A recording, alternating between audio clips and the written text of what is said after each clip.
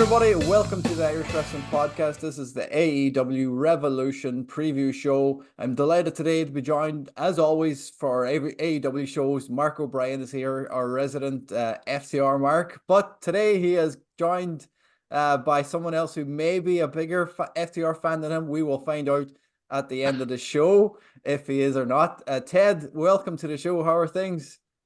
Doing great. Happy to be here. You can find Ted on all audio platforms. You can find him on YouTube.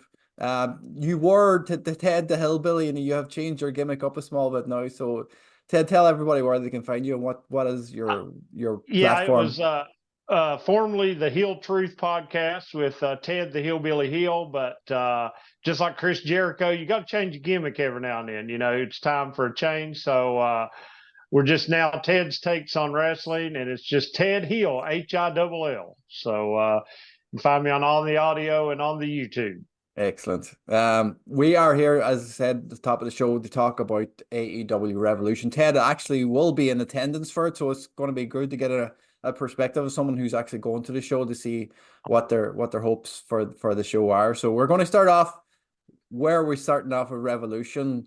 What it's all about, really, at the end of the day. It's Sting's last match that's been built for Sting's pay-per-view, really.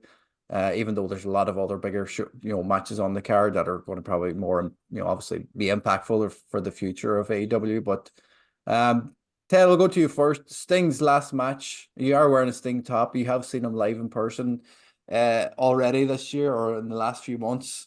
What are your thoughts on Sting? Maybe Sting's AEW career, really, before we get into the match. Well, I think it's been great. I think this is Tony Khan has showed how to use a legend, and not just making fun of them, letting them be respected, doing the matches. He's doing all the tag stuff, so he can be utilized in a way that he doesn't really look bad, because he's 60-some years old, and then he's just, I think, surprised everyone, jumping off balconies and ladders and through tables. And I think the way that they've used him so far that has just been great, and he gets to go out on his own terms. And I know that's something that he said that he wanted to do, because with the injury he had in WWE, he didn't think that he would probably ever wrestle again. So this is something great that he gets to do for his iconic career. Yeah, and they are having something that myself and Mark talked about in January. We weren't sure if it was going to happen, but Sting and Darby did win the tag titles a few weeks ago. What were your thoughts on Sting actually finally capturing a title in AEW? I think it was good. I understand it's going to be a little bit it add a little stakes to the match. And, you read the backstage stuff that Sting didn't really want it, but it does add a little drama to it. Because to be honest with you, before the titles were involved, I thought, he would probably just maybe win the match, and go over. But now it's like, okay, you got that little bit of doubt now. Do you let them win and then they retire and Darby has to find another partner, or do they drop the titles and they have a tournament for them, or do you just go ahead and let the Bucks take the titles and leave with major heat on this heel run they're doing? So I do think it adds a little bit more drama and stakes to it. Mark, what are your thoughts now that you've seen Sting and Darby win the tag title since we last spoke about this? I wasn't overly happy about it, to be honest. I thought it was I think that's something they didn't really need or require. I don't think the feud itself, I suppose the people who are sending Sting off into the sunset, people who are attacking Sting's children, I don't see the need to add tag belts on top of that. I think there's enough personal stakes and there's enough history and rivalry, or history rather, in Sting's career and culminating to this point, but being the people who are sending him packing. I think it kind of dilutes the value of the tag team titles, possibly, if Sting wins. It dilutes the value of Ricky Starks and Big Cass. I think or Big Bill rather. They've obviously disappeared ever since. So I don't think it was something that was necessary. I think if you look at other previous retirement matches, I know obviously you got the cliche WWE Ric Flair, Shawn Michaels. I'm sorry, I love you nonsense that everybody spouts on about. goes back to anytime they talk about retirement match. There's no other stakes to that match rather than if he loses, he retires. Why Yeah. didn't they, like, I know they're doing this is his last match, fair enough, but why don't they have it as just that? Why couldn't they? Everybody's building that's going to be should be the match that goes on last regardless, and there's enough pomp and ceremony around that moment as it is. They've sold 16,000 tickets probably before they changed the title, so they didn't need to add any further stakes. People are going to the match anyway. People have already invested in the notion that Sting will not be seen again, and people are traveling from here, there, and everywhere over to Greensboro to see it. So, yeah, I wasn't a fan of it. I think there was a spot on the card for possibly undercard or collision the night before or whatnot, where you can do some sort of angle where it's continuing Ricky Starks and Big Bill or pivoting to a different tag team. Yeah. You haven't heard anything regarding Ricky Starks and Big Bill, if anybody is injured, or if there was a reason they stripped them, or No, just purely to move the titles over to a different, just to give added prestige to this main event. I don't think it needed because I think the tag titles are very much secondary to this match. what are your thoughts on this new character development for the Young Bucks playing into the whole EVP stuff? I think it's cool. Yeah, it's something different. It's not the same regurgitated stuff that they've been doing for 20 odd years, and it's something not involving the elite for once, which is obviously brilliant because it's just the same thing again over and over. I quite like it. Obviously, they've lifted and shifted the entire Succession theme. Nick Jackson obviously has realized the value, and as a man with a receding hairline, much like yourself, Ted, Nick Jackson has obviously found the value of wearing a hat. For optics purposes, he probably start to super glue that to his head so it doesn't fall off during matches anymore. Yeah, like I like their new gimmick, their new gear. I'm assuming because they've been wrestling in vests and work trousers that they'll have some sort of fancy kit. For the occasion that's in it next weekend. I quite like it. Anything something that's new and different is always worth giving a shot and giving a chance to. Like, yeah, I said the same thing about that Devil storyline with AEW that everybody hated. It's like, listen, it's different. It's not run of the mill. It's something that causes intrigue and thought, and you're trying to figure it out and where is it going to end up the whole way. So, yeah, different can be good, and I think in this case it suits their characters and what their long-term goal is in this. I think they're still getting slightly too meta. Like they were talking about the Meltzer driver is now the Tony Khan driver, and they were kind of doing promos where they're trying to do the Tony Khan impression. Like, thank you, so great, you're a great crowd, thank you for being here. Like that type of shit. You're like, fuck off. Like you're just little shits. Just so I mean, you're awkward, you're annoying, and with Darby Allin came out and he himself got a bit too meta last week talking about all friends wrestling. But spade is spade. I know it's Jim Cornette verbiage, and like I enjoy the Jim Cornette podcast. Not everybody does, but like. Yeah, like that kind of overly meta, trying to be clever stuff just doesn't land with me half the time. I don't know what your thoughts are on that, Ted. I love the new character stuff they're doing because it's as old as time. Heels who use their power, use their money, use their influence, think they're better than other people. I mean, like I said, it's old as time, and it usually works, and it's something to get the crowd going. And I like it. It is something different, and it's not just a rehashing of, you said, just the elite. And so I think that's good. I didn't quite. The only thing about the Darby promo, the same thing when Wardlow came out the other day. If you focus on the people, but if you keep talking about everything that goes backstage. Right now, AEW had a little bit of a slump, and they're trying to gain the trust back. And you don't always have to hang a lantern on every bad thing. You know, it's like sometimes just tone it down a little bit. We know it's happening. We're smart fans. Don't hang a lantern on it. Just fix it. So I wasn't as keen on Darby's promo. I guess I would have been more focused on. They were out there with the blood still on their clothes. Focus more on that. Focus more on beating Sting's children, not you didn't see nothing in me and you picked your friends. Yeah. So Yeah, I think like it's become so used and tired and cliche, and like other promotions do it as well. But like, don't just do it. It's almost the easy low hanging fruit to constantly do that nowadays. Whereas beforehand, doing that kind of insidery, smarky kind of commentary was like, oh, that's different. He's saying you can't you say that. Whereas now everybody says it, so like it loses all value. Like it goes back to anything in wrestling. Like every single non DQ match somehow has a table spot involved in it these days across all promotions. So like, that loses its value in itself. So like, it's why you keep doing it. Like Wardlow, fair enough, you've got a million different gripes and grudges, but there's certain things you don't have to say. Like same with Yeah. Darby Allin. Like, I mean, okay, listen, if that's your time to unburden yourself with these issues you've been holding on to for 5 years, fair enough. But like, maybe say it to your boss. Maybe say it to them in person. Like, there's other ways of addressing it rather than publicly airing your dirty laundry in public. Yeah. But yeah.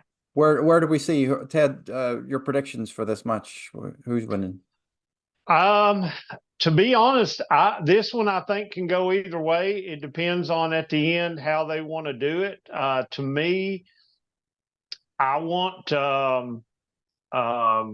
you know, I know a lot of people want to go home happy and see Sting win, but I want to see the Bucks just go ahead and win and let Sting go out. And again, just that way it keeps the heat going with them. So there's nobody cheering them and it just keeps going. So the other thing that I wanted to talk about this match was I'm actually doing an episode this week. So be sure to, you know, Ted's Take, subscribe, hit the notification bell. So when you know it comes out, about people don't think about Sting and the great tag team wrestler he has been over his career. And he started out in a tag team, the Blade Runners, with the Ultimate Warrior, and now he's ending his career in a tag team. And I just think it's sort of neat that it's come full circle. And a lot of times we don't think about Sting. We think about the singles matches with Flair and Vader and Hogan and the NWO and stuff like that, but we don't think about he had a pretty good tag career too in there. So you know, I just think it's neat that it's full circle, that he started out as a tag wrestler and he's finishing up as a tag wrestler. Yeah. Mark? Yeah, I think the Bucks will win. I think that's the correct way to do it. I think somebody going out in their sword, out in their shield. I think he'll be the one to take the pin as well. I think he'll I suppose we look at our own OTT promotion there. You could saw it with the tag team match with the Paddy M, Lima and the Social Elite. Like, I think Sting will be the one who gets caught in something, and I think it'll be something that might be unexpected. It might be a roll up or something 1, 2, 3, and that's it done without you expecting. His career's gone, and there'll be a moment where the Bucks run out of the ring with the titles, and there'll just be Sting, and the whole stadium will stand up and give him an ovation. Yeah, because they'll realize that's the He's never been pinned or anything in AEW, has he? Nope. Never. Has he been all involved in multi-man matches where they've lost or anything? Yeah. Or Darby took the pin or anything? Or don't think so. No, I think he's won everything. Yeah. No, this is going to be emotional, so to say the least. Presuming the Suns will be in the audience or maybe even involved in the match at some stage throughout with the way to tell the story. They did, before we move on to the next match, they did have Ric Flair show up outside the box office this week as well. So I'm not sure, is that a Swerve kind of thing where they're going to pretend that Flair's going to get involved in costing the match, or is he actually going to be in trying to help Sting out or something? Well, I was just thinking about the week before that. I was like, why is Ric Flair in the contract if he hasn't been there on TV for a number of weeks? Like when he won the titles, he wasn't there, and like grand, he's got Woo Energy for whatever 100 grand a year he's given them, so they're his little cans can sit on an announce desk twice weekly. But yeah, I'm not really sure where that's going. I think the obvious one is that he's going to swerve the Bucks and Dirty's playing the game, give a low blow to somebody at some point in the match or something to that effect. Like he'll probably come out and dynamite with the Bucks, and then at Greensboro Coliseum he'll probably come out and do something to turn on them as kind of a send the crowd hold. A pop the crowd spot. That's the expectation, I would assume anyway. Brandon Cutler into a figure four and finish him off or something. Just stack him, fire that man. How is he employed? How is that? Sorry, I'm gonna go on my soapbox. How is that man employed? Like the amount of the things he said online about like JR, CM Punk, and others, like that guy is a liability to any company. But anyway, and all he does is record a YouTube show. All he does for a living. There you are. There you go. Moving on. Before I was going to get into the international title match, but I think we have to go into the world title picture at the minute. The way things are going, I think it's been for the month of February. What's been going on with Swerve and Hangman and Joe has been some. I think it's been great storytelling. You know, for a triple threat match, a lot of people don't like triple threat matches when it comes to the world title picture. It should be two, 1-on-1 like. But the way they've told the story has been brilliant. I think Hangman's almost kind of heel turn is, Yeah. you know, I the think tease. you've been spending too much time watching WWE by calling it a triple threat. It's actually a three-way match, Jerry. Get your stupid Vince Cell lingo out of your mouth. You're talking to that idiot from Fightful too often. Who?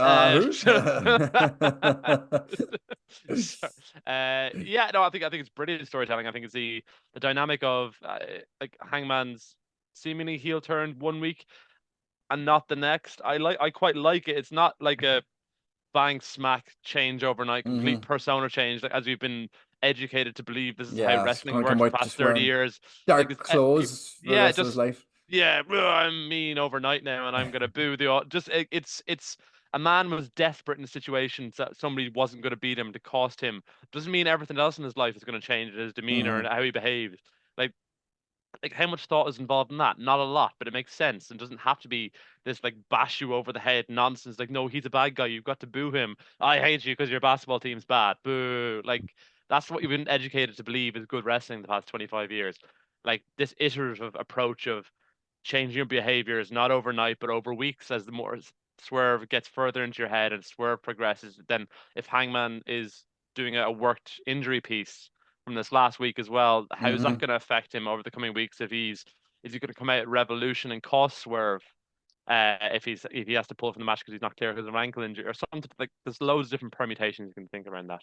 Yeah. Would you, Ted? Do you think Swerve would be as over as he is? I know he's a phenomenal talent, and you know we know how good he is. But without Prince Nana, do you think he'd be as popular without Nana doing what he's doing?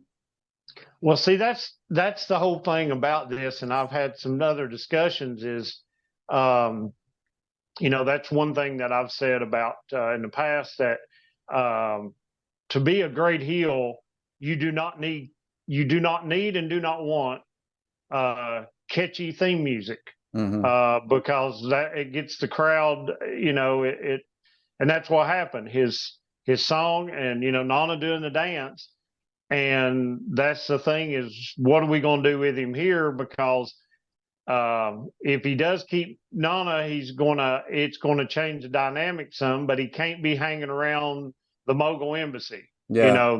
They'll have to turn on him, and do something if they want to keep him this way. So it's one of those dynamics where he has been getting over, and I'm eager to see because just this whole story, like he was saying, it's just been so nuanced. Like I said, Hangman, it's been a gradual thing, and it's not just been overnight. And you can just see the little permutations of it, and I've really enjoyed it. And it just makes it feel more organic instead of, like I said, just one day you show up and you say something bad to the fans, and I hate your sports team. Like I said, boo.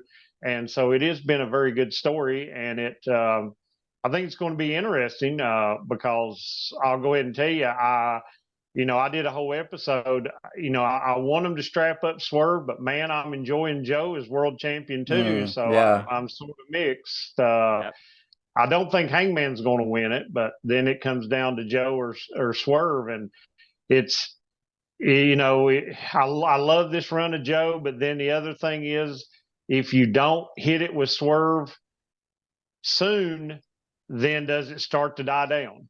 That's the key is, how long before you have to wait. So, yeah. I part of me thinks they're going to go ahead and change it to Swerve, but, I can't be 100% sure on that. Yeah, I would love it to be Swerve. Something we were talking about previously about Swerve maybe holding it until All In and Swerve and Ospreay maybe for the belt at All In might be a good dynamic. But you can't deny Samoa Joe. Like, he's been ridiculously good. Even, just sitting on commentary or just cutting the promo, like he doesn't have to have a match every week and defend the title every week for him to be a good champion. He's proven. We all know how good Joe has been, for the last 20 years. Like, maybe, a lot misused in the main roster in WWE, not being taken seriously enough and being thrown into too many title matches and not winning any of them. Like, so you don't want AEW running the risk of doing that with Swerve as well and putting him into this match, not winning and giving him a rematch, a singles rematch if it is a three-way at Revolution. but there is that dynamic where, you know, in a three-way match, Swerve pins Hangman, protects Joe, and they go on a feud with the two of them. So I'm not sure. I don't want Joe to drop it, but I would love Swerve to win it as well. So. I think if you have Swerve win it at Revolution, it dilutes the moment as well, because it's Sting's night as well. I think it's not just for protecting Joe, the triple threat is for protecting Swerve.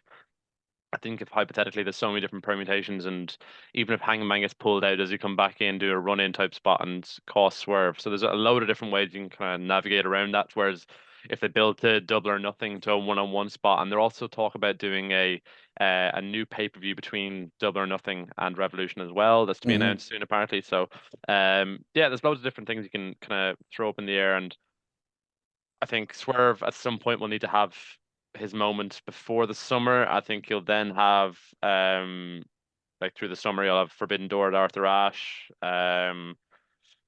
He'll then go on to All In. It'll probably I'd probably have him beat Ospreay at All In as well, regardless of Ospreay being English or not. Don't really like English people, but anyway, that's that's neither here nor there. But yeah, I think that's the way you go. I think you don't dilute the moment of Sting, and I think it wouldn't be as impactful if Swerve won on the same night as well. Yeah, well, he's not closing the show either. If you know, obviously Sting's closing the show, you're right there. Of course, the T-shirts they've been putting out all say the main event with the picture of who's on the poster. I know, but the T-shirt they put out is Hangman, Samoa Joe, and Swerve, but the caption above is the main event. So is Sting not going to go out last? Like, do you know what I mean? That's yeah. The Bucks put themselves in the main event. God knows. That's definitely he'd have to put themselves in the main event over Swerve or Joe. Yeah. Another title on the line. Orange Cassidy is defending against Roderick Strong. Not sure. I know you're still iffy about this Roderick Strong character, Mark. Ted, how do you think Orange Cassidy's been? I know he's been a phenomenal champion over the last couple of, you know, it's like 6 or 7 week build that they announced this match going to happen, and Cassidy decided to keep on defending the title until then. How do you think he has been? Well, I think it's been good, but I don't think it is quite been as good as the run he had last year when he first had the title. And they've tried to carbon copy him, you know, still just wrestling every week and all this. And I mean, it's been good, and I like what he's doing, but I just don't think it's been as good as it was the first time around.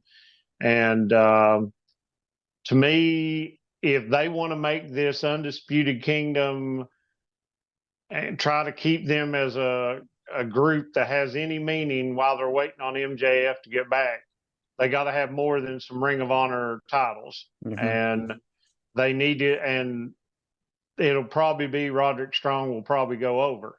And possibly even though it's been a little 1 week not, I could easily see Trent Beretta costing him the match, and that way Orange can go off and we see the end of the best friends as we know it. And since he's got a new best friend in Jake Hager for some odd reason, and and I could see Orange and Trent doing something so they could give him something to do without the title. Yeah, it's not bad idea, Mark. Yeah, I mean, Jake Hager likes hats. He's tall. He's got blonde hair. Like, what's not to? He's Orange Cassidy if he was taller. It's like a feed. Are they trying to do that?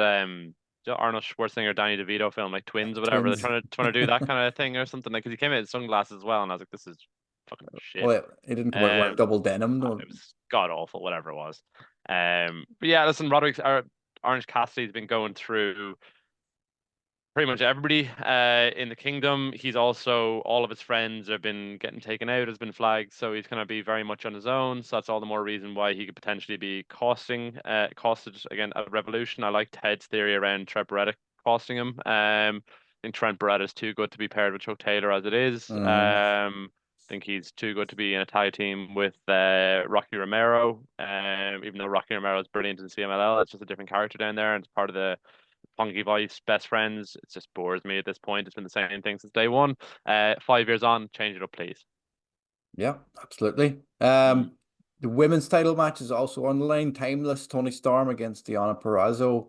Deonna's been in there now for the last couple of months. She's, her first match, or she debuted in the start of January. So the story arc is still building towards this match. They're talking about their matching tattoos, and Deonna's been out there having matches with people, and I know Tony's had a few matches. How do you think Deonna's done now since she's been in the AEW, Ted?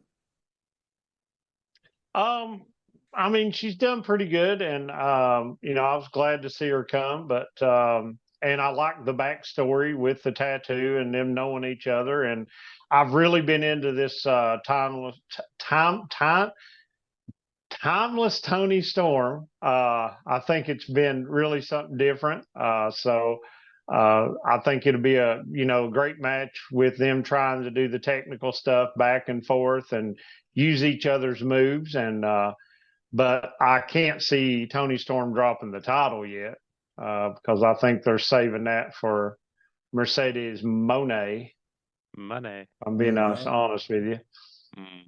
Very possible, Mark. I think they'll do some sort of ankle lock spot. Toni Storm will be shocked. She's got a tattoo, and it's dawned to me we have the same tattoo. And suddenly the screen go black and white, and there'll be some sort of confusion or schmoz where, but then Toni Storm gets the roll up win. It's going to be 5-10 minutes. Toni Storm is an awesome, unbelievable wrestler. She's separately a very good character. The two don't go together for a world title champion. Sorry, as a heel.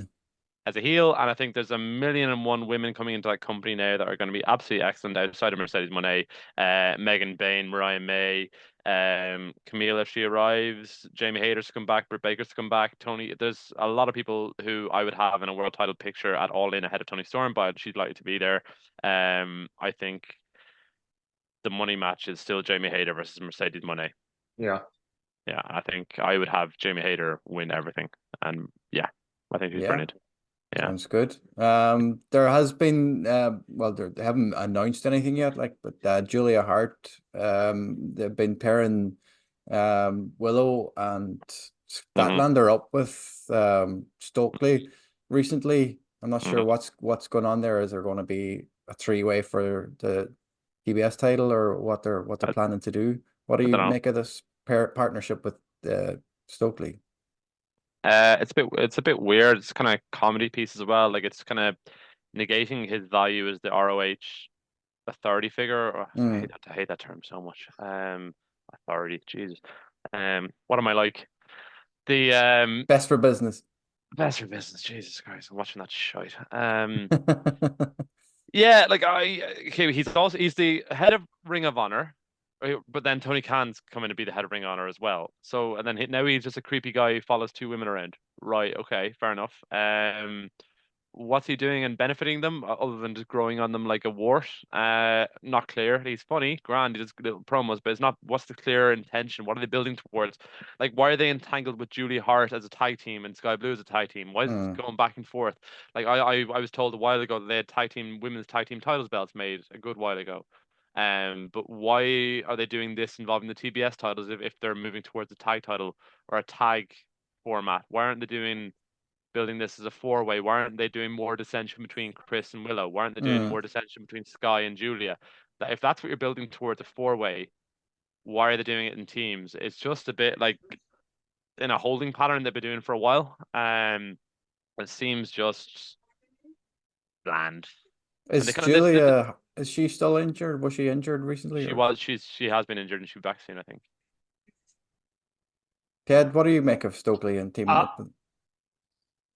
Well, I guess I'm a little different. I mean, I understand there's no continuity with him supposed to be in the Ring of Honor head, but I like him as a because I think both Statlander and Willow both are great in ring and have great potential, but I like this little added dimension as far as promo work, because sometimes their promos aren't the best, so I like this added character to them. And as far as if Julia Hart is cleared, I would probably see it as a tag team match and instead of a 4-way. And even though the TBS title isn't, Tony Khan's doing baby steps, but he's not there yet. and that gives him a way to give another women's match and actually 4 women, and then count the other. You could actually say, oh, well, there's 6 women on the card. I mean, I'm calling a spade, you know, like you said earlier. Yeah. That's the way I think sometimes he books this stuff. So if Julia Hart's cleared, I look for a tag match, and it really won't have nothing to do with the TBS title until after Revolution, and then however they're going to do it there, you know, because we'll see. Because I personally, to me, I would like to see if somebody, I mean, I like the Julia Hart character and I like how much she's grown.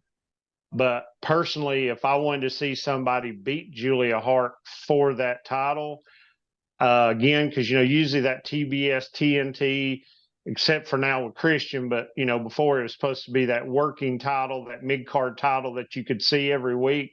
I would love to see Serena Deeb take it. Mm-hmm. And then that way, every week on Collision or on Dynamite, you're just seeing her until they build her up in another feud or something like that.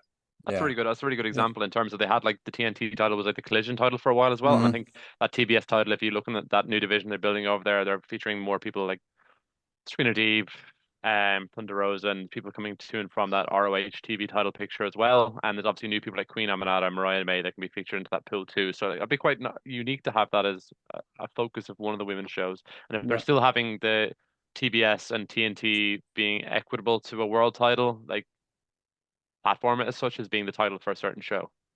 Yeah, that's a good idea. That's a good point. Like it could be a, you know, a good way of building up other people to get them into the world title picture as well. Like if you're getting wins on Collision and the women's world title isn't there, it shines a light on that division that's not getting shown on at the, you know, the 9 o'clock or 9:30 spot on a Wednesday. You know, you're regularly getting two women's matches, maybe even 3 women's matches on Collision nowadays. So it's good for that division. And you know, presuming there is a tag match, or Julia is, you know, maybe 90%, you know, the tag match might be better to protect her if she isn't 100% yet, so she wouldn't have to work as much as well. So yeah, it's good good way of thinking it.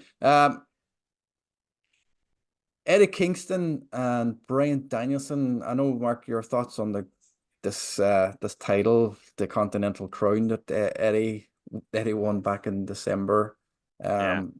Does it need, they already hate each other, does it need this Continental Crown to be involved at all? I know he's got Triple Crown.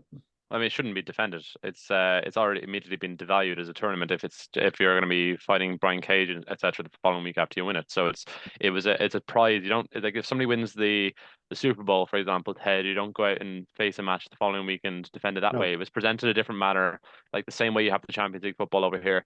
In terms of you get through your group stage, then you get into the knockout phase, then you win the tournament. It's your endurance, your ability to sustain and endure through a tournament format to the point where you're crowned. It's different to a world title. It's something. It's not like equitable as it is in MMA or boxing. It's more team sport based. It's a different type of format you're presenting in a combat sport genre.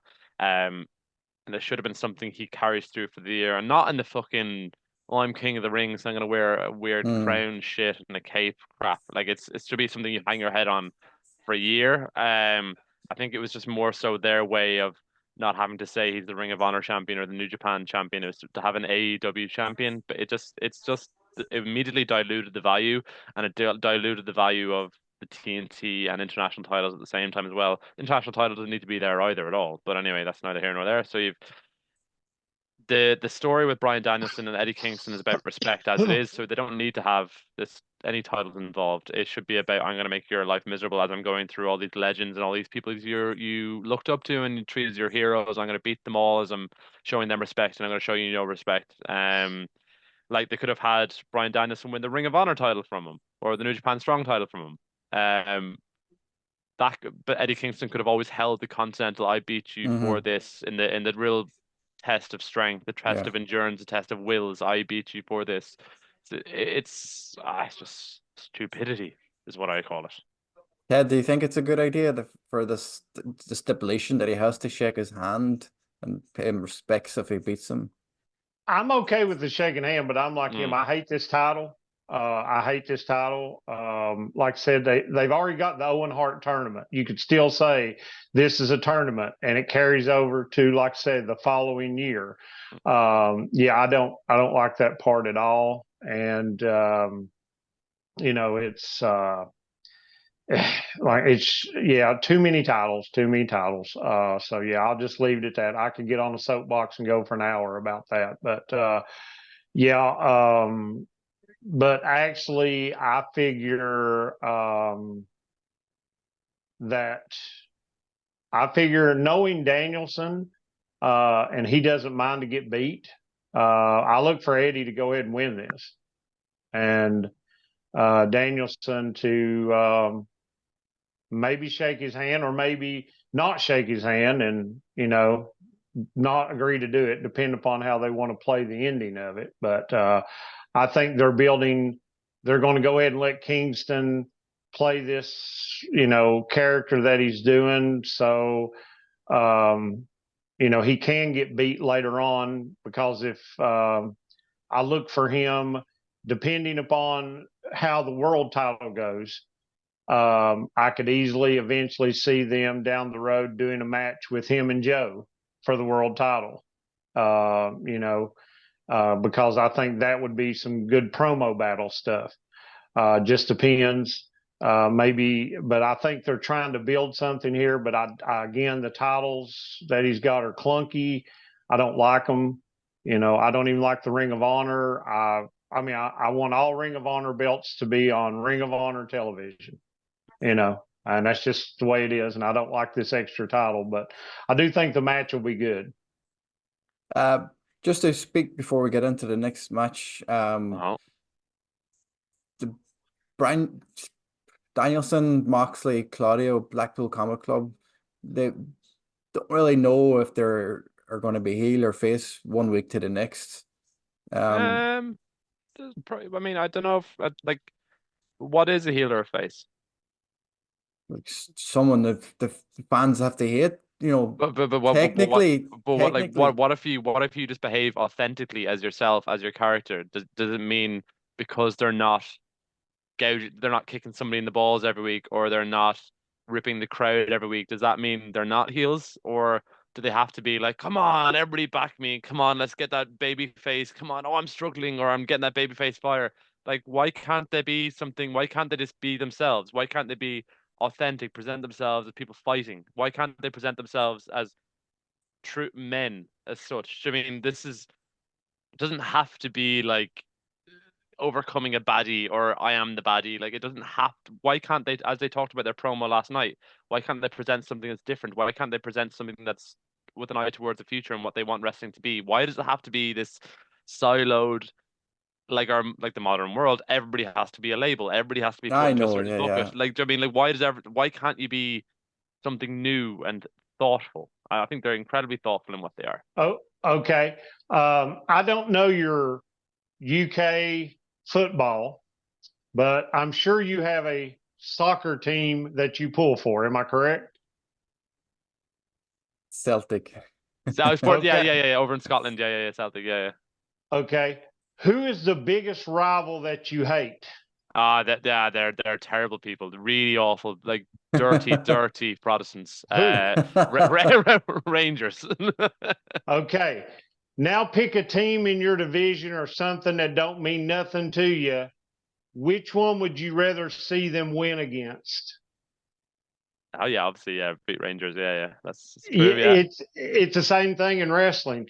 It's okay to be your true self. You can still cheat a little bit. Stone Cold was not what we would say a face, but everyone cheered him. That's the case. And I'll be honest with you, I'm tired of the Blackpool Combat Club. I like them individually. I want them to break up, because I can't tell.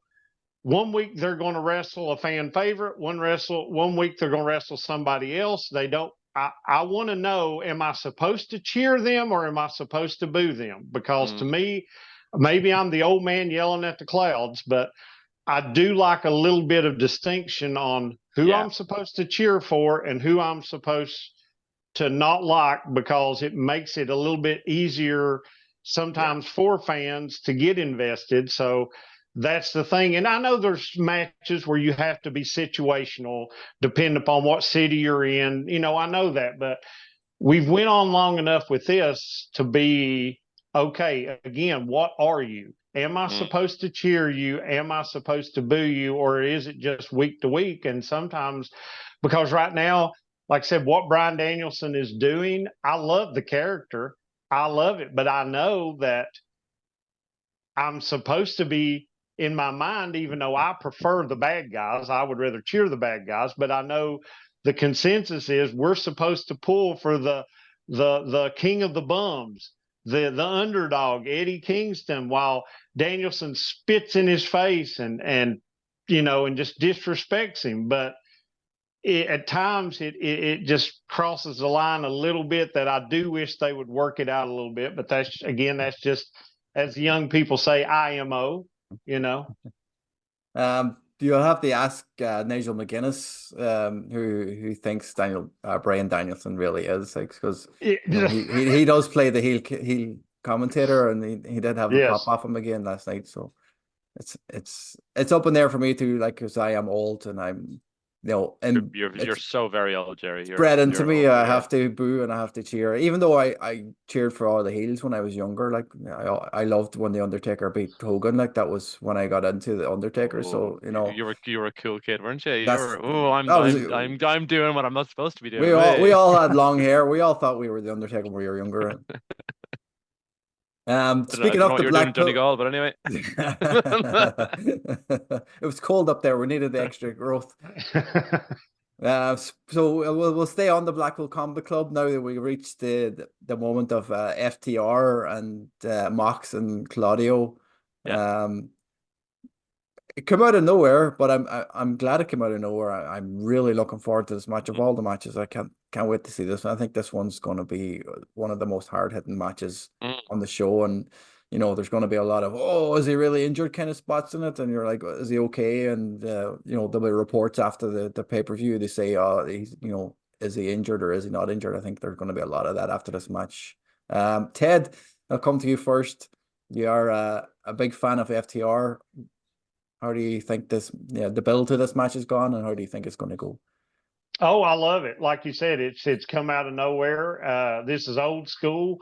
Moxley says, we're the best. If there's anybody that wants to step up to us, and here come FTR, and just the brawls they've had, the pull aparts, just the intensity in the ring. They've made it feel real. They've made it feel like they do not like each other. And I just love that. And just going back and forth, I think it's going to be just a great. I'll be surprised. I was surprised since there was a draw. I'm surprised they didn't step it up and do like a 2 out of 3 falls or something like that. But I think it's going to be a great match, and I'm looking for FTR to go over. I'm looking for them to go over, especially being in their home state of North Carolina. I'm looking for them to actually go over on. Mark? Yeah, I think we talk about the authenticity of the Blackpool Combat Club. You saw that match last Wednesday. When they're in ring, they very much seem to be testing their opponents in terms of their physicality, their stamina as well. I think that the pace they're able to put on, if they're not, Claudio always looks like if he's not happy with how somebody's hit him, he's going to take over with his own force of will. I loved it. It was the epitome of no fists or no flips, just fists. Yeah. From start to finish, it was a frenetic pace. I've been saying it for a long, long time. Cash Wheeler is the best hot tag in wrestling. Cash Wheeler is a fucking monster. His athleticism, his explosive pace, his first step movement is ridiculous. There's nothing in wrestling he can't do, and he's sorely, sorely underappreciated. I think they're going to batter the piss out of each other for 60 minutes or so on the weekend, and yeah, I can only assume that FTR will win because there's justice in the world every so often. Yeah, because aren't they doing a 6-man on Dynamite this week with Right. ain't it Blackpool, Moxley, Claudio, and Bryan Danielson against FTR and Eddie Kingston. Oh, Did I see wow, that? okay. Wow. Awesome. See that advertised. Yeah, that's Okay. going to be crazy. That'd be incredible. Because I think I saw that graphic go up. Maybe Yeah. either that or in a hazy dream. But on that one, I look for Blackpool Combat to win. Dax will take the pin. He don't care. He'll eat the pin, and then you'll see FTR go over them in just a regular tag match on the tape. 100%. That'd be absolutely brilliant. That's what trios matches are supposed to be, when there's amalgamation of rivalries put together in super teams like that. Not putting belts on people just for the sake of giving people belts. I hate the trios division as a side, Ted. It just dilutes the value of tag team wrestling, and tag team wrestling I think is the best thing since sliced bread. So listen, I'm really looking forward to that on Wednesday. Just to mention the trios, there's no talk of my assumption, well, I assumed last night there'd have been something whereby Daddy Ass would have got beaten up. And then they'll eventually have built towards a Bang Bang Scissor Gang match against each other, where they should have tried to unify those 6-man stupid belts. God knows Jay White is wasting his potential fucking spending time with those idiots and those bums. And the Gun Club, the tag team, I think are too good to be there also. I think they're incredible. I think their instincts wrestling wise are brilliant. So yeah, it just seems like they're all in a spinning holding pattern for the time being. Any update on Juice Robinson? Do you know what's the story? No idea. No. And that's the other thing. Maybe something happens Wednesday night and they do the title unification match on the kickoff show.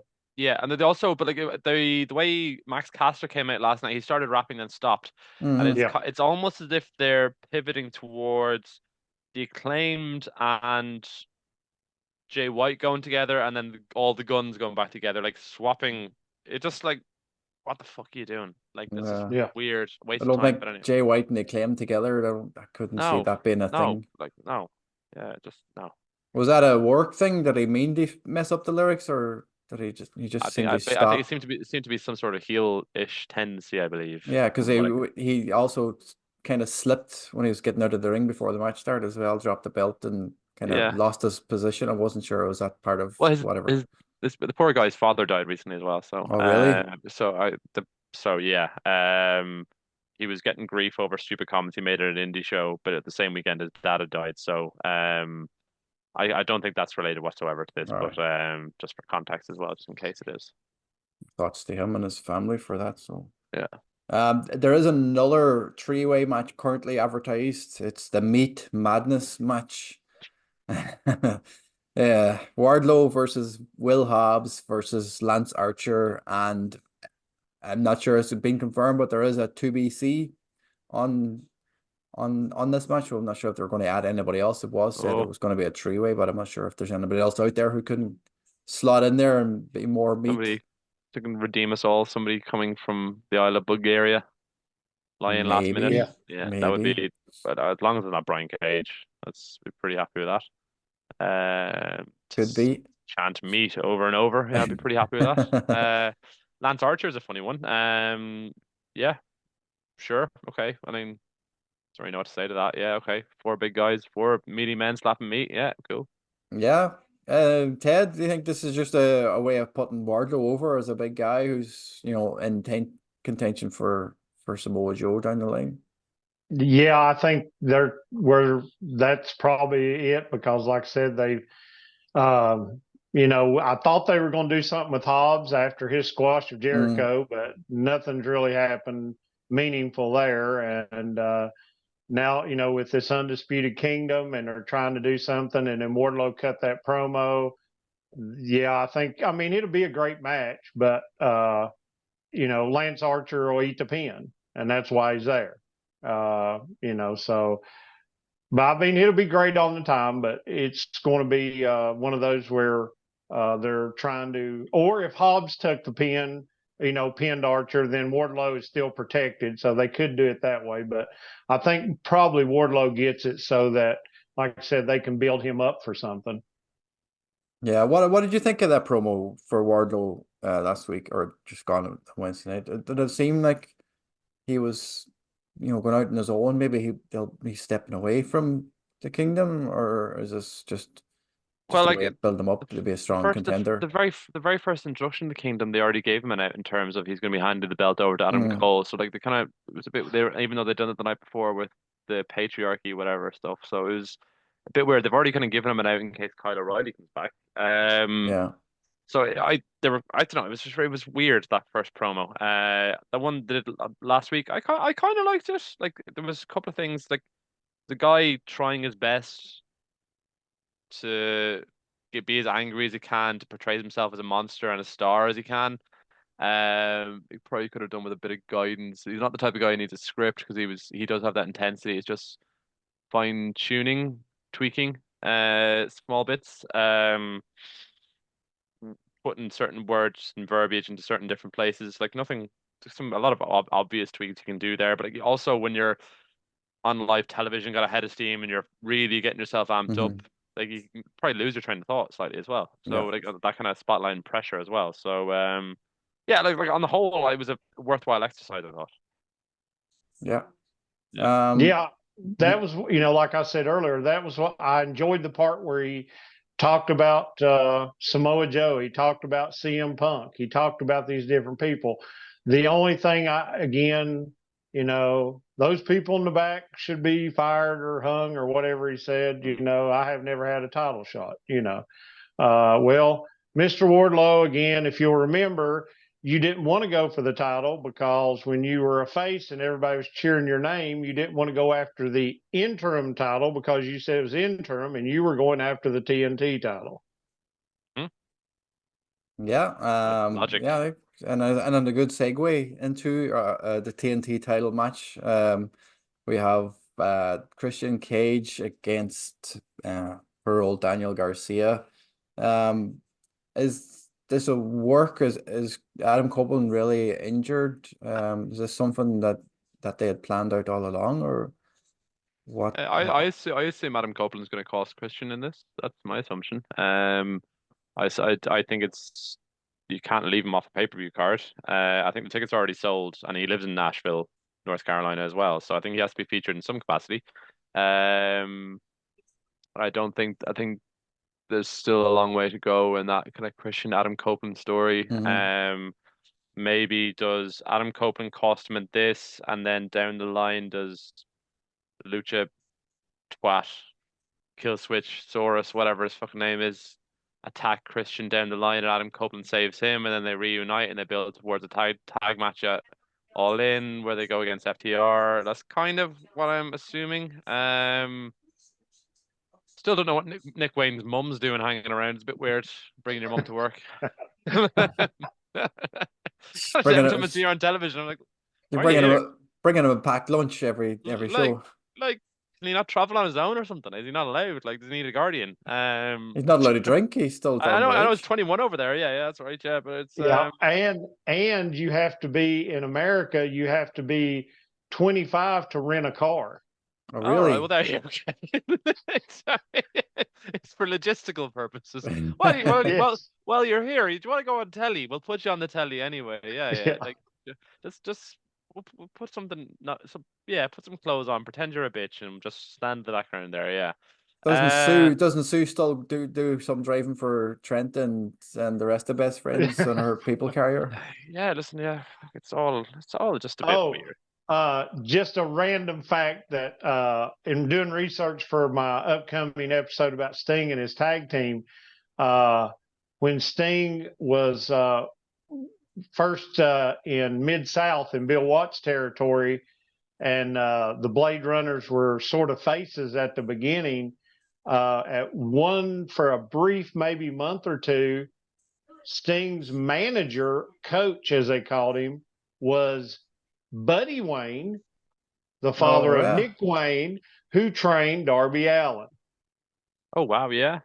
I never knew that. That's cool. That's a good fact, actually. I was wondering why, obviously with the face painting Darby and Sting, like, but the fact that they kept them together so long, maybe there's a lot of stories there they didn't know about Yeah. that aren't talked about. Who are we thinking? Is Christian going over in this match? Is Daniel Garcia finally going to get his plaudits and get a title? think Danny Garcia wins. Yeah, I think Adam Copeland costs Christian in some fashion. Or I don't know. Does Adam Copeland cost Daniel Garcia? And I like I don't know because Maybe, Adam Copeland's kind of a big, angry, violent man now, yeah, huh? trying to be different in his mid-50s. Too many chair shots to the head changed his ways. Listen, I'm one to talk. I've had some working questions that I can count. So just yeah, maybe. I don't know. I actually enjoy him a lot more than I enjoyed Edge. So yeah, something will happen. And I like Yeah, Christians.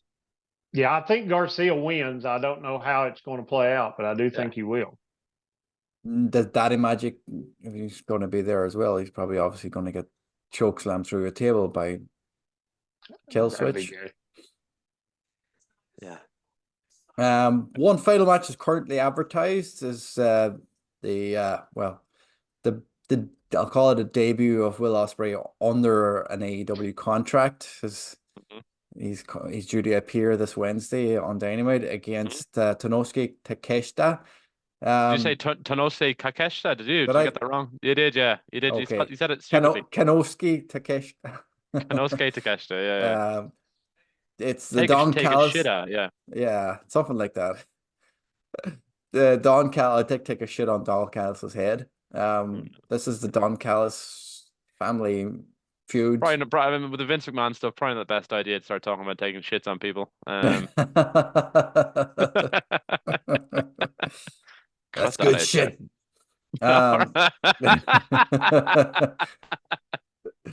Um, why are we getting this match? Is just a way of turning Ospreay face in his first show, or I is this? think there's two reasons. One is an unbelievable match, and I think Oh Konosuke yeah, yeah. Takeshita she could be in television every week. Mm-hmm. And number two, I think it's a way, again, like you just alluded to there, it's a way of separating him from the Don Callis family. I think you'll naturally see when Mark comes back, him and Kyle Fletcher will probably move away from them as well, and you'll likely see a United Empire kind of crowns up kind of trio. I That's how I think it should proceed. I think that would make the most sense. I think or yeah, Aussie Open should be back together no matter what. Otherwise, Mark Davis would be kind of rendered fairly useless. Yeah. And I think Ospreay, yeah, should be aligned with them for continuity's sake. Ed? I think same thing. This is just a vehicle because there's no way they're going to boo Ospreay when he first comes in with this Don Callis family. So he's going to be over. So go ahead, and this is going to be an unbelievable match. And then as you start Ospreay's journey, it automatically gives him somebody to feud with. He can do the match with Takeshita, then he can do a match against Powerhouse Hobbs. You can have a couple different matches like that, and give him something to do as you're getting him into the title picture and things like that. So, this is going to rule. There's going to be so many spots where I'm going to think, oh my God, somebody's neck is broken. Yeah, yeah. I'm like Takeshita was like booked so well, like he had so many big wins against Omega and Jericho and people like that. Where does he go for after this if he loses obviously he's probably going to lose the Ospreay, like, so what did they do with him? I don't know. I don't know. Yeah, kind of keep Like, him. Probably have him farting about with Don Callis for a while. There's so many people in AEW. Like, I mean, I you've got know, if you're gonna yeah, if you've got like 5 months to get him to a world title, and you've got to go through the parameters of the rankings, which, if done properly, as I've outlined for Voices of Wrestling, if you have brackets of 10, you work your way gradually up that table, culminating in a number one spot in August. You've got so much rope to hang yourself with there. You've got the Owen Hart Cup would be class for him. yeah, That'd be a yeah, really Yeah. nice vehicle to take up time for him for a month or two. You could do that off the back of Double or Nothing. So you're going to do this Revolution match. You'll then have a short-term feud with the Don Callis family. You'll then some sort of segue into another kind of mid-tier person, maybe a Jay White, maybe United Empire versus the Bang Bang Gang. Going into Revolution or to Double or Nothing. That'd be kind of a sensible option, I think. And yeah. then Owen Hart Cup to start racking up wins through the summer. Forbidden Door. You could do him versus Mystico or something from CMLL or some other sort of dream match. You could do the Kenny Omega round 3 at Forbidden Door and Arthur Ashe. All the while building towards that culminating of that world title match at All In, if that's your end goal. It has to be, really, doesn't it?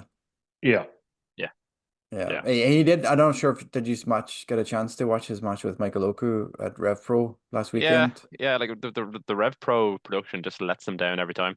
It's just I don't know. And Andy Quillen's commentary just takes from it so much. I know we've interviewed Andy, he's a lovely guy, but it's just so English. Oh my God, isn't that unbelievable? Look at the man in the ring. Like just it's painful to listen to. I know Melty gave it 6 stars or whatever, but what does 6 stars mean? Like, are you saying it's better than X, Y, so many other matches? Like, it's obviously brilliant, but like, you've got an independent show, you've got 47 minutes uninterrupted ring time, like uninterrupted without taking a breath, and it's all in the service of putting Michael Oku over, and building Michael Oku up as this guy fighting from underneath. Yeah, like obviously it was brilliant, but like I remember the Royal Quest show from the same arena in Crystal Palace I was at. It was the best thing I've ever seen live. As the Open FTR, but it didn't translate at all. Half the atmosphere, half the in-ring quality as it did on the actual video or from in person rather. So, like I thought it was a brilliant match, the Oku Ospreay, but I don't know if I'd rate it as highly as other people who seem to have seen it live or in person did. Yeah. He did mention in his promo after it, he mentioned that, he's obviously signed to AEW, but he said he's going to be taking care of his stepson, his family, is the most important thing to him. So I'm just wondering, like, if he's not going to be in AEW every week, obviously, I don't know if he's got the Pac deal where Pac shows up, once every 6 months or whatever, like, but if he's not going to be a regular on AEW, is he actually going to be in that world title picture? Maybe he gets the match, but does he get a chance to win it? Do you think he's potentially going to be the AEW champion after All In? I think Swerve will win that. I think Swerve is the guy to go over there. I think we can do shenanigans. We can do something or other. I mean, Ospreay in the slot is probably enough to me. I think Swerve having like a 2-month run would be kind of underwhelming. Yeah. But Swerve mightn't win it before then. Swerve might be the one to beat Ospreay down the line. Yeah. The other thing too is also, maybe also when he's talking about taking care of them, it might not just be about living in England. It might be about I'm taking care of them, because I'm sure TK paid him quite a bit of money. Absolutely. Somebody he may have already paid a lot of money to. You may hear some coins rattling. I'm not sure if he's going to appear at Revolution, but Okada has obviously been, he hasn't got an official graphic yet that he's All Elite, but that's the consensus that he is signed with AEW. Do we expect him to show up at Revolution or after it? Big business, Boston. I think they should announce at Revolution that Okada will be there. I think you do. I don't think you do the double debut like you did with Adam Cole, Bryan Danielson surprise.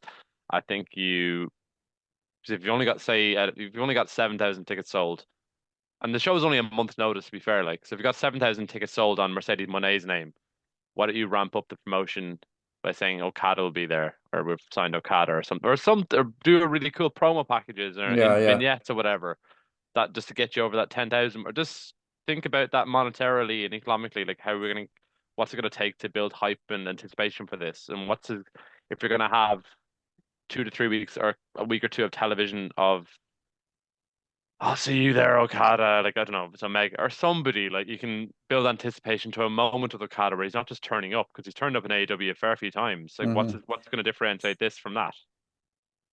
Do you know what I mean? Like, he's going to face somebody, or he's going to being called out by somebody, or sorry, Ted. No, you're good. You're good. Personally, I'm biased since I'm going to be at Revolution. I want Okada to show up so I can get live footage and, get a 10 to 15,000 on my shorts when I post it. That's, I'm being a little selfish, but I want some good footage, and Okada show up at Revolution just for Ted, if nothing else. What would you do with it? Where does he go? Does he fit in? Does he start at the bottom and work his way up like everybody else in the ranking structure? Or, where would you book him for, 2024? I think it's hard to leave Okada out of the world picture if you're like he's Okada. Yeah.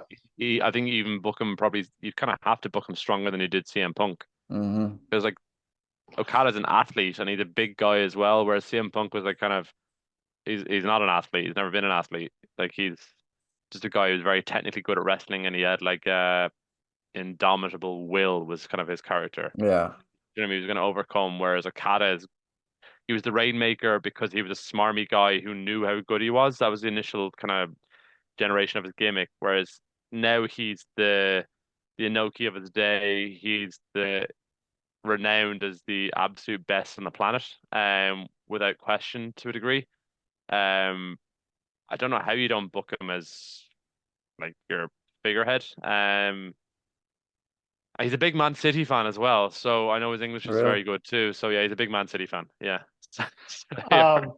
Yeah. The only way you could get by with it, which I don't know, maybe somebody could Google it out there, but is Okada's father still living? Because if he's not, and if Christian Cage retains, Christian can talk about his dead dad, and he could just beat Christian for the TNT title. That'd be really cool. That'd I be would really, love really cool. that, actually, yeah. That's a But like, great call. did you see the thing with Christian last week and Daniel Garcia when he Yeah. called out the address in Buffalo to a Yeah. cemetery? It wasn't even Yeah. his mother's house. It was a cemetery. Like so. Imagine he brought up some really obscure address in Tokyo for cemetery. Yeah. It's like, Okada, you're supposed to be the best in the world, and that might be great, but everyone knows your dad is dead. Brilliant. Yeah, That'd be cool. Before we go, I said at the top of the show, Mark and Ted are two of the biggest FTR fans that I know, probably in the world. So we put together a short little quiz, just 5 questions. You can shout your name if you know the answer. It's not too hard. There's a couple of tricky ones, but for two FTR fans, I'm sure you probably know everything about them. I've had a very, very long day. Yeah. My brain is fried. Yeah. Right. Just shout your name if you know the answer, and we'll take them. There's only 5 questions, so it won't be long. If I don't know, I'll shout Ted's name. Well, if you don't know, if neither you know the answer, at least we'll get a bit of FER trivia for your future shows, or next time you bump into Dax Mark, or if you bump into him at all in, or Ted, if you bump into him next week at a Revolution, there's an interesting fact to know. Okay. Are we ready? Yeah, why not? Okay. What was Dax's name in Ring of Honor in 2010? Fucking clue. It was something Dawson, not from Scott Dawson, because of the Dawson brothers from. I'm not clue then. Nah. Sorry. KC McKnight. Casey McKnight. Right. Yeah. Fair enough. It's just random. McKnight. That sounds like a dessert, or is it something you get from McDonald's? It's a porn name. Who are here's should be an easy one. Who are Dax and Cash named after? The Axis Smash. Demolition. Sorry, Mark. Yeah, sorry. Yeah. Mark. Sorry, no, Yeah, we both would have got that. Yeah. 1-0 to Mark there. No, go 1-all on that. Okay. That's fine. Dax beat Cash on Dynamite in a 1-on-1 match. What was the finish? Roll up. Don't forget to say your name, Mark. Sorry. Who did they face in their AEW debut match?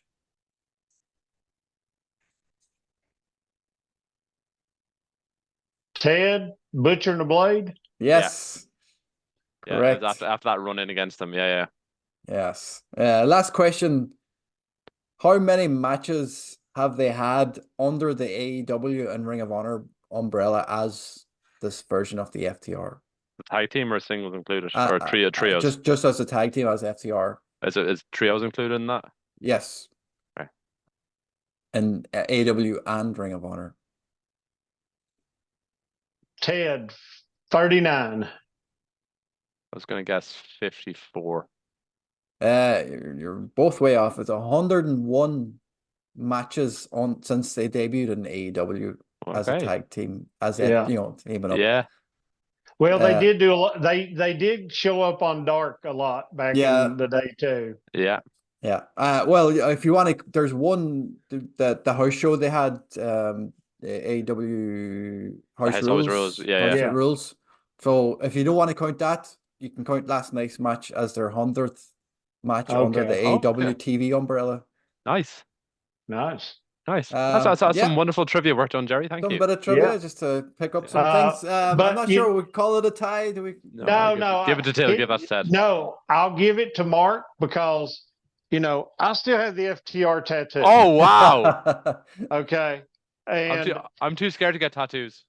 And the other thing is, loving the heels, I'll go ahead and give it to Mark because I'm going to lie about it on my show anyway. and I'm going to tell everybody how I smoked him 5-0 because that's what heels do. Perfect. No, you're dead right.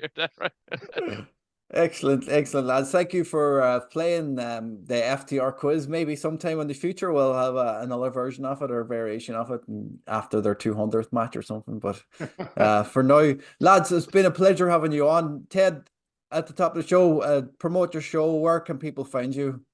Again, you can find me on all the audio platforms on YouTube, Ted's Takes on Wrestling, formerly The Heel Truth. I'm not on social media because it's toxic and it's just I don't deal with it. But you can email me at the old email address because it's too hard to change your email, heeltruthpodcast@gmail.com. Or comment, hit me up in the comments on the YouTube, and I'll answer you or I will delete it, one or the other. Mark, I'm not on social media either. Me and Ted are two peas in the pod here now. There you go. Mark, have you anything you want to promote? Anything that you've coming up on any wrestling news sites or anything that you have? No. Nothing. It's great to be off social media, isn't it? Quite happy and quite very, very busy in my other streams of life. So quite happy. Lads, it's been a pleasure. We are after this now. I'm really, really looking forward to AEW Revolution next weekend as we record.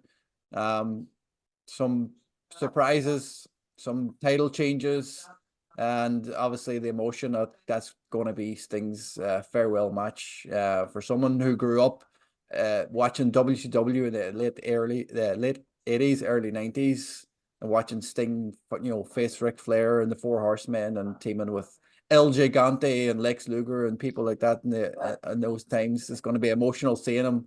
I did get to travel to WrestleMania 31 to see his match with Triple H, which went the wrong way. It should have been booked the other way, but it was still nice to get to see him live once. So Ted, I hope you enjoy getting to see Sting's last match. I hope you bring plenty of tissues for the tears. So it's going to be a hell of a night for you guys. So enjoy it. Thank you, appreciate it. And lads, as always, like, comment, subscribe, leave your thoughts below on our predictions, what you think is going to happen, and we'll see you on the next show. We'll be back next month for our AEW review for the month of March. There's a lot happening in March in AEW, so there's going to be a lot to talk about. And one last thing, for you guys that are listening, if you haven't already subscribed, and hit your notification bell, because not only are these monthly videos and other things are in there, check out this channel's shorts, okay? Because they pop me every time it comes up in my feed. It's just what he does with this stuff and the characters and the different things. You got to check out the shorts, okay? Check out the shorts, like them, comment, share them, watch them over and over so the retention goes above 100, but they're funny. Trust me. Help the algorithm. Thank you, Ted.